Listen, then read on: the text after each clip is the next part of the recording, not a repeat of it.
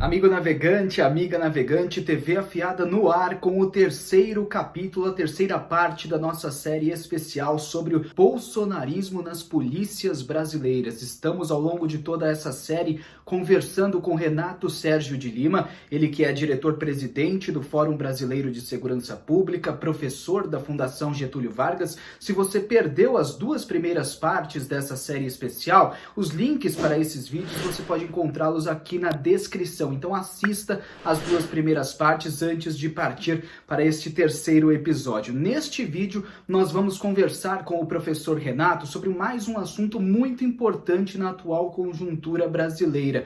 Por que será que esse discurso violento, esse discurso autoritário, esse discurso rústico, tosco do bolsonarismo tem encontrado tanto eco em policiais militares, policiais civis? O que tem de tão sedutor nesse discurso para esses grupos, para esse setor da população brasileira? E mais, quais foram os principais erros cometidos pelos governos trabalhistas? Será que os governos democráticos falharam na sua tentativa de estabelecer uma relação mais harmoniosa com as polícias brasileiras, professor Renato?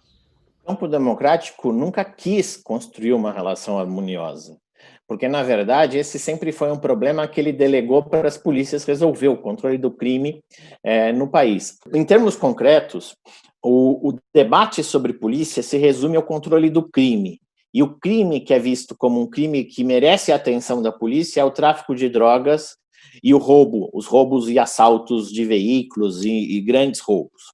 A polícia, ela se vê como competente para combater esse tipo de crime, tanto que tem dificuldade gigante para falar sobre esclarecimento de homicídios, prevenção, falar sobre violência doméstica, sobre várias outras modalidades de crimes que exigem um outro tipo de padrão, um outro tipo de forma de trabalho, que não é o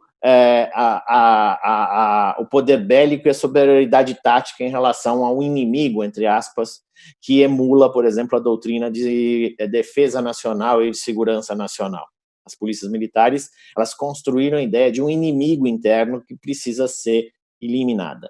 Mas a bem da verdade, quando a gente olha isso, as polícias militares não tiraram isso da cabeça delas. O Brasil tem uma enorme dificuldade de lidar com a sua história, e uma das marcas mais fortes, uma das suas identidades mais fortes é a leniência com a violência. A violência é uma das características que mais estão presentes no pensamento social e na forma de pensar a sociedade brasileira. Seja na colonização do país, com a ocupação das terras indígenas, seja na escravidão, seja na forma de organizar os imigrantes daqui de São Paulo, seja na ideia de reprimir os bandidos, entre aspas, e ter um cidadão de bem que merece ser protegido e o bandido merece ser morto.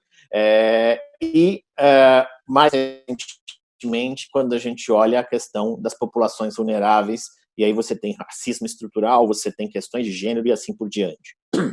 O Brasil, ele é muito leniente com a violência e entende que segurança é tão somente controle do crime. Nós não fazemos uma opção pela prevenção, e isso valoriza em muito o padrão da polícia militar, que é o padrão do flagrante, é o padrão de chegar perto na hora que um crime está acontecendo, é a hora de você chegar e enfrentar o criminoso com superioridade bélica. Não à toa, o governador Witzel fez a memorável e triste frase acertar na cabecinha, ou seja, esse universo que reconhece a violência como algo aceitável, desde que a pessoa que vai ser vítima tenha uma marca como de bandido, por exemplo, é algo que fica muito forte no país. E aí tem um detalhe, Leonardo. Isso não é exclusividade da direita ou do campo reacionário.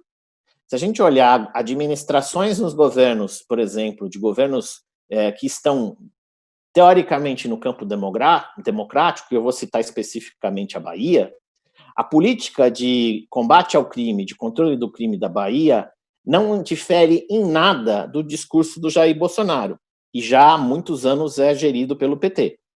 Ou seja, tem que ir para cima, se o bandido enfrentou, ele morreu, polícia não tem que ficar dando espaço para criminoso, o discurso é o mesmo. Então, na verdade, tanto esquerda como direita deixam para as polícias, incentivam que as polícias, em especial as polícias militares, usem de uma retórica da guerra, de combate ao inimigo, para fazer o controle do crime e para manter a ordem. E para você poder pensar que... Só que qual é a diferença? Enquanto a ultradireita entende que isso é um problema cultural e de valores, a esquerda acha que tudo isso é transitório enquanto a gente não resolve as questões socioeconômicas mais profundas. Mas, no limite, quem está ali morrendo são a população negra e jovem, e quem está ali também interagindo com isso é o policial da ponta, que muitas vezes também é negro e jovem. Você cria esse ambiente de tensão onde você dá autonomia para a polícia, mas você estigmatiza toda essa ideia de controle da ordem.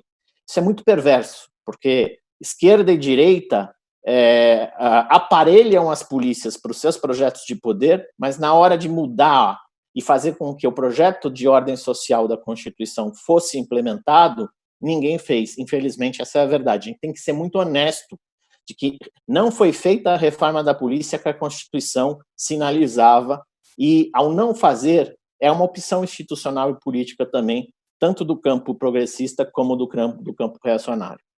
E no momento em que se fala tanto sobre a formação de frentes em defesa da democracia, contra o autoritarismo, contra o fascismo, contra o racismo, esse assunto precisa sim estar em pauta e precisa sempre ser colocado na ordem do dia por parte das forças progressistas, das forças democráticas nesse momento. É um assunto muitas vezes negligenciado, mas que precisa sim ser encarado pela esquerda, pela centro-esquerda, na hora de apresentar um projeto de país. Porque, como nós temos notado ao longo de toda essa série, como o professor Renato tem explicado de modo tão didático, o avanço do bolsonarismo nas polícias brasileiras está posto. É um processo evidente, é um processo muito claro para todos aqueles que se propõem a acompanhar esse movimento.